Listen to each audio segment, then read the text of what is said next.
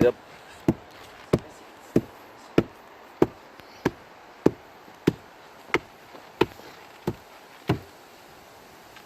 Hi, Jesse here with High Performance Land and Home. I'm just going to explain real quick what we're doing right here with this backfill around this tank. So this is our pump tank here. From here, our effluent is going to pump out of this tank, and it's actually going to come out through the riser. And so this pipe is going to run straight across this gap over to our soil treatment area over there where these guys are working. One of the things that's commonly overlooked with septic tanks and the installation of septic tanks is spanning this gap right here, because pretty much every time you install a tank, you have a hole that's going to be bigger than your tank. And so what you end up having is a little bit of a gap between the edge of your hole and your tank. So anytime you got your pipe spanning a gap like this, you have to get perfect compaction right up next to your tank, because when you put this top fill over our pipe, it's going to be pushing that down.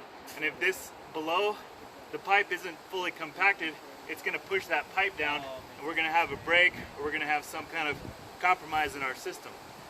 So what we have to do is lift up this bedding for this pipe in small lifts. So we put in a little bit of dirt,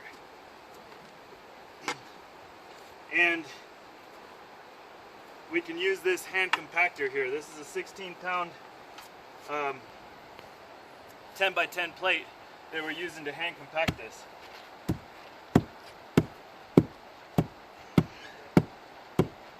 Go ahead and cut, Shane. Come down here a little, stand in here with me. So a lot of times, you know, people prefer to use mechanical compactors like a jumping jack or a plate compactor or a roller compactor. This hand compactor works great. The only thing that you need to keep in mind is that you're probably going to want to do smaller lifts. So we'll put in less material each time before we compact it. The lift and how much material you put in between compaction cycles is very important, because if you have a small enough amount of dirt, you can compact the whole way up with your hand if you want. You could take half an inch of dirt and pack it down with your hand to get almost complete compaction that way. Add a half inch, pack it down again. So what we can do here is add 2 to 3 inches of dirt, hand pack it, and go. The other thing that we want to think of with compaction is you want to have a relatively low amount of larger rocks like this. These are harder to get around and get complete compaction. The other thing you want to think of is the moisture content in your dirt. You want to be able to kind of make a ball like that and be able to kind of show a little bit of compaction. What the moisture actually does is it serves as a lubricant. So all those microscopic little dirt particles can fit into each other that way and take out all the air gaps. So you want to have the optimal amount of moisture in your backfill material, not too dry and not too wet.